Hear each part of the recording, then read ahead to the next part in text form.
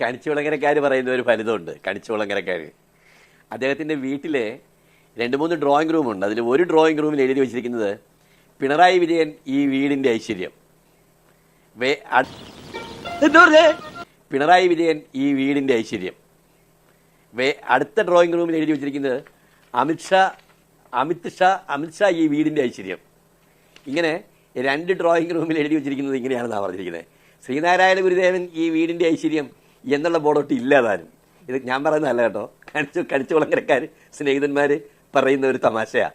എന്തോ കുത്തി പറയുന്ന പോലെ എനിക്ക് ഫീൽ ചെയ്യുന്നുണ്ട് കേട്ടോ.